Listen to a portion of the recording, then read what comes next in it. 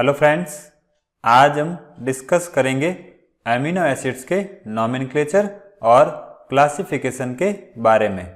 पहले बात करते हैं नॉमेनक्लेचर की। तो देखिए, मोस्ट ऑफ अमीनो एसिड्स के जो कॉमन नेम्स हैं वो उनके सोर्स के बेसिस पर रखे जाते हैं या उनकी स्पेशल प्रॉपर्टीज़ के बेसिस पर रखे जाते हैं। जैसे अगर हम ग्लाइसिन की बात करें तो इसका टेस्ट स्वीट होता है, तो स्वीट टेस्ट की वजह से इसका नाम ग्लाइसिन रखा गया है। और ग्लाइसिन एक ग्रीक वर्ड ग्लाइकस से लिया गया है जिसका मीनिंग स्वीट होता है। अगर हम ल्यूसीन की बात करें तो इसको सबसे पहले मसल फाइबर से आइसोलेट किया गया था और ल्यूसीन एक ग्रीक वर्ड ल्यूकस से बना है जिसका मीनिंग वाइट होता है। अब टायरोसिन की बात करें तो ये एक ग्रीक वर्ड टायरोस से बना हुआ है जिसका मीनिंग चीज़ होता है और टायरोसिन को केसीन प्रोटीन से ऑब्टेन किया जाता है। अब सिस्टीन की बात करें तो इसको यूरिनरी कैलकुलाई से ऑब्टेन किया गया था और सिस्टीन एक ग्रीक वर्ड किस्टिस से डिराइव किया गया है जिसका मीनिंग ब्लेडर होता है। अब देखिए, एमिनो एसिड्स के नाम हमेशा एब्रीवेटेड फॉर्म में लिखे जाते हैं। जैसे ग्लाइसिन की बात करें तो इसको GLY से रिप्रेजेंट किया जाता है। इसी तरह से एलेनिन की बात करें तो इसको ALA से रिप्रेजेंट किया जाता है। अब बात करते हैं एमिनो एसिड्स के क्लासिफिकेशन की। तो इसमें पहला क्लासिफिकेशन हो जाएगा on the basis of position of amino group with the respect to carboxylic group. देखिए, इस क्लासिफिकेशन के बेसिस पर एमिनो एसिड्स को अल्फा, बीटा और गामा एमिनो एसिड्स में क्लासिफाई किया गया है। अब इस एमिनो एसिड की बात करें तो इसमें ये हो जाएगा कार्बोक्सिलिक ग्रुप का कार्बन। अब इससे नेक्स्ट जो कार्बन होगा उसको हम अल्फा कार्बन कहेंगे। अब इस एमिनो एसिड में जो अमाइन ग्रुप हैं वो अल्फा कार्बन से अटैच हैं, तो इसको हम अल्फा अमीनो एसिड कहेंगे और इसका नाम हो जाएगा अल्फा अमीनो एसिटिक एसिड।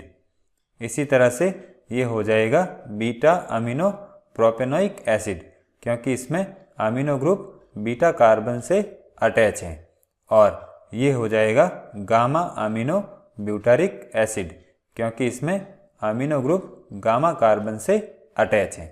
फिर सेकेंड क्लासिफिकेशन हो जाएगा on the basis of relative number of amino and carboxylic group in their molecules. अब इसमें सबसे पहली टाइप हो जाएगी न्यूट्रल अमीनो एसिड्स। देखिए, इस तरह के अमीनो एसिड्स में अमीनो ग्रुप और कार्बोक्सिलिक ग्रुप के नंबर इक्वल होते हैं, और जब इन दोनों ग्रुप्स के नंबर इक्वल होते हैं तो वो कंपाउंड क्या हो जाएगा, न्यूट्रल हो जाएगा। इसीलिए इनको न्यूट्रल अमीनो एसिड्स कहते हैं। इसके एग्जाम्पल ग्लाइसिन और एलेनिन हो जाएंगे। ग्लाइसिन की बात करें तो इसमें एक अमीनो ग्रुप और एक ही कार्बोक्सिलिक ग्रुप प्रेजेंट होता है। फिर नेक्स्ट हो जाएगा एसिडिक अमीनो एसिड्स। देखिए, इन अमीनो एसिड्स में कार्बोक्सिलिक ग्रुप के नंबर अमीनो ग्रुप्स के कंपैरिजन में ज़्यादा होते हैं और इसी वजह से ये एसिडिक नेचर शो करते हैं। अब इन अमीनो एसिड्स में जो कार्बोक्सिलिक ग्रुप हैं वो या तो फ्री कार्बोक्सिलिक ग्रुप के फॉर्म में प्रेजेंट होता है या अमीनो ग्रुप के फॉर्म में प्रेजेंट होता है। ये हो जाएंगे कुछ इस तरह के अमीनो एसिड्स के एग्जाम्पल। फिर नेक्स्ट हो जाएगा बेसिक अमीनो एसिड्स। इन अमीनो एसिड्स में एमिनो ग्रुप्स की संख्या कार्बोक्सिलिक ग्रुप्स के कंपैरिजन में ज़्यादा होती हैं और एमिनो ग्रुप्स ज़्यादा होने की वजह से ये बेसिक नेचर शो करते हैं। ये हो जाएंगे इस तरह के एमिनो एसिड्स के कुछ एग्जाम्पल। अब बात करते हैं तीसरे classification on the basis of requirement to the human body. इसमें पहली टाइप हो जाएगी नॉन एसेंशियल एमिनो एसिड्स। देखिए, ऐसे एमिनो एसिड्स जो कि बॉडी में सिंथेसाइज होते हैं उनको हम नॉन एसेंशियल एमिनो एसिड्स कहते हैं। फिर नेक्स्ट हो जाएंगे एसेंशियल एमिनो एसिड्स। देखिए ऐसे एमिनो एसिड्स जो कि ह्यूमन बॉडी में सिंथेसाइज नहीं किए जा सकते उनको हम एसेंशियल एमिनो एसिड्स कहते हैं और इन एमिनो एसिड्स को डाइट के थ्रू ऑब्टेन किया जाता है। अब इस टेबल में कुछ कॉमन एमिनो एसिड्स को शो किया गया है। ये हो जाएंगे एमिनो एसिड्स के नाम, ये स्ट्रक्चर, ये एब्रीविएशन और ये हो जाएगा इन एमिनो एसिड्स का आइसोइलेक्ट्रिक पॉइंट। अब स्ट्रक्चर की बात करें तो यहाँ पर सिर्फ R ग्रुप का स्ट्रक्चर गिवन है। इस R ग्रुप को अगर हम इस फॉर्मूले में पुट करते हैं तो वो उस अमीनो एसिड का कंप्लीट स्ट्रक्चर हो जाएगा। जैसे अगर हम ग्लाइसिन की बात करें तो इस फॉर्मूले में R की जगह हम H प्लेस करते हैं तो वो ग्लाइसिन का फॉर्मूला बन जाएगा। अगर R की जगह मिथाइल ग्रुप रखते हैं तो वो एलेनिन का स्ट्रक्चर हो जाएगा। तो इस तरह से हम सारे अमीनो एसिड्स के स्ट्रक्चर लिख सकते हैं। ये हो जाएगी कुछ और अमीनो एसिड्स की डिटेल।